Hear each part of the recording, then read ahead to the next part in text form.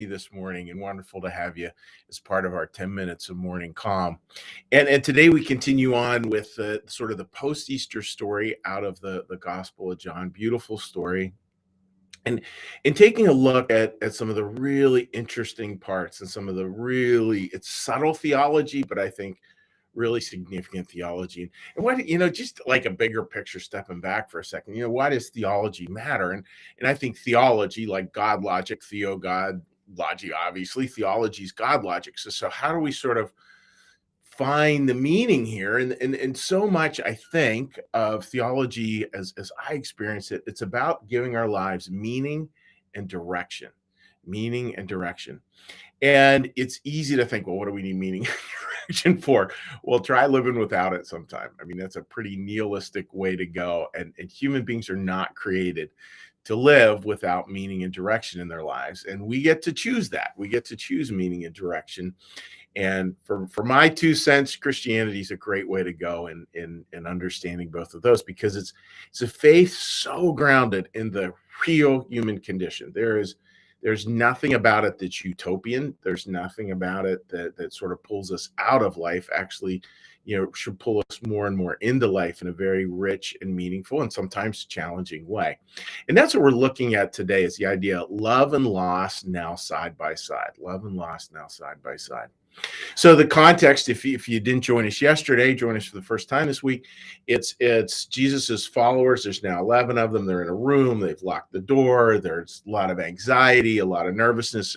Obviously, they've seen what happened to Jesus, how the Romans treated him. So they're obviously thinking, our number is next. And for some of them, their number was actually coming up fairly soon historically. And so what does Jesus offer them in that moment? So Jesus appears in the midst of them. And what does he offer to them? What does he give them? And it's interesting because he doesn't give them a rallying cry per se.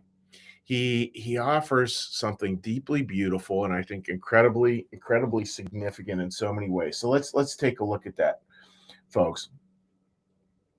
So here we are. So Jesus said to them, peace to you. As my Father sent me, I also send you. And when he had said this, he breathed on them. Receive the Holy Spirit. If you forgive the sins of any, they are forgiven. If you retain the sins of any, they are retained. When he had said this, he showed them his hands and his side. Then his disciples were glad when they saw the Lord. So it's interesting, right? He wishes them peace. And then he shows them his hands and his feet, and he talks about sin and forgiveness and how essentially they have to let stuff go. We'll look at that one a little bit more tomorrow. The one I want to talk about today is that him showing them his hands and his feet. Now that obviously is a reference to crucifixion, because crucified you would have had nails put here, you would have had nails put in through your feet. And horrendous to even think about, right? But what's interesting about that, folks, is that here's Jesus and that idea that God carries wounds too. And that idea that in the human condition that we will be wounded. Like there will definitely be wounds. There will definitely be challenges in life. There will definitely be things that are harmed.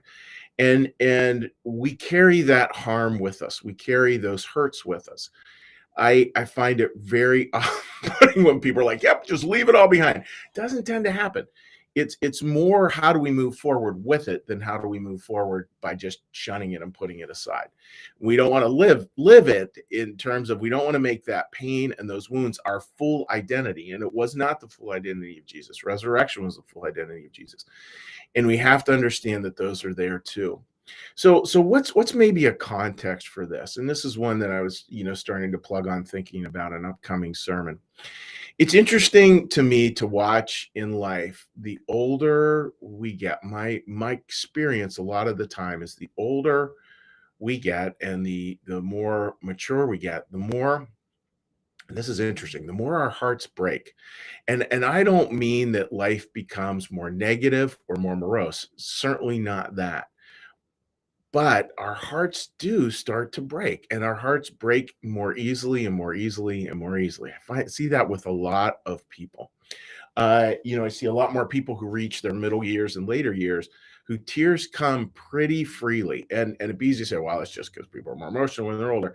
I think it's because our hearts have been broken. And so there's this reservoir of that brokenheartedness that we learn to live with more and more and more. Now, again, obviously it's not all negative because that opens us up to more joy than we could imagine as well. And one thing to think about, and maybe try this on for size. Someone I was thinking about last night.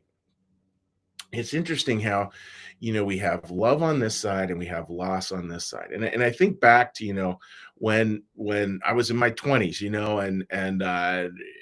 all that fire and self-righteousness of a 20-year-old, 20-something-year-old who was pretty sure they knew exactly what the world needed and who was right and who was wrong. So that part, it was pretty much a part that was untainted by loss at that point in time.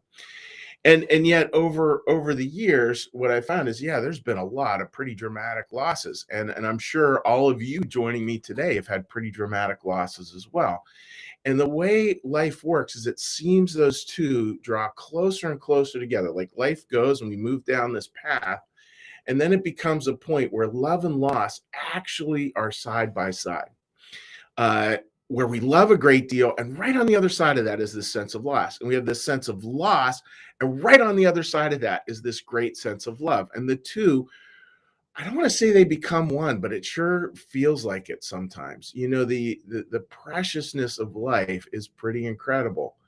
This may sound odd, but it's not. If I do a wedding or a baptism or a memorial service, oftentimes that feeling of real preciousness around humanity is pretty much the same. Now it might be expressed very differently. Obviously I'm not going to be teary at a wedding that I'm doing nearly as much as a memorial service, but both share that preciousness. And I think that is because as we grow older, love and loss now move closer and now move to become side by side. Love and loss move to become side by side things. That I think, folks, is worthy of us to just consider, think about, um, hold out there, and just to remember that nothing's wrong with that. And in a way, if we can welcome that as part of our years as we grow, I think we can also learn to welcome more and more joy. I definitely have found that to be true as well, because weirdly we can join each other more. We can join each other more, connect with each other more when we're so clear that those two are one and the same, because we're not trying to solve somebody's sorrow. We're joining them there, and we're joining them there with love, and hopefully other people are doing the same when we're in challenging parts. And hopefully that love then helps pull people forward in their lives who are dealing with sorrow. The two really do start to come together. So that's something thinking about. I want to sort of flesh that out for an upcoming sermon in a couple of Sundays. But yeah, that's my thought for today, folks. So today, just know that if you're experiencing love and loss now side by side, ain't nothing wrong. that seems to be it. Jesus showed them his wounds, and that was part of, if God's got wounds, so do we, folks. That's pretty much a truism. All right, dear friends. So what we're going to do now is we're going to do a little meditation, a little prayer, a little blessing, and then we'll hop on social media and say hi to folks. So with that, friends, let's all get a little breath.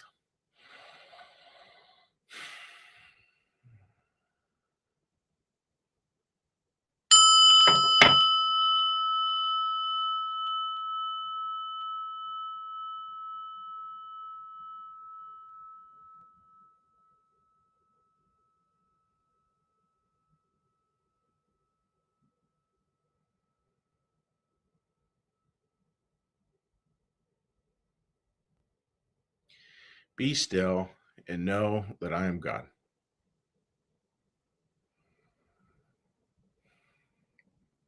Be still and know that I am.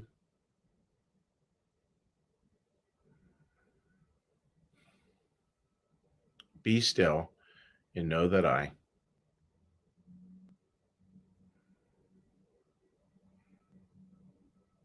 Be still and know that.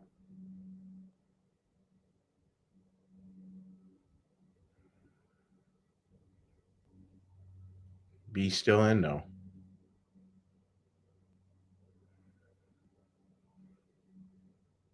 Be still and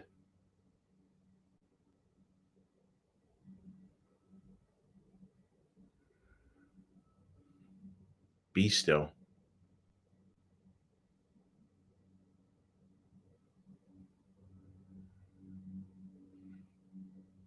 Be.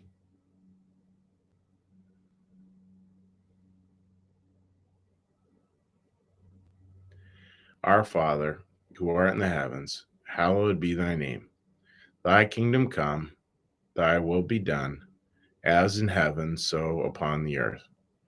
Give us this day our daily bread, and forgive us our debts, as we also forgive our debtors. And lead us not into temptation, but deliver us from evil. For thine is the kingdom, and the power, and the glory forever. Amen.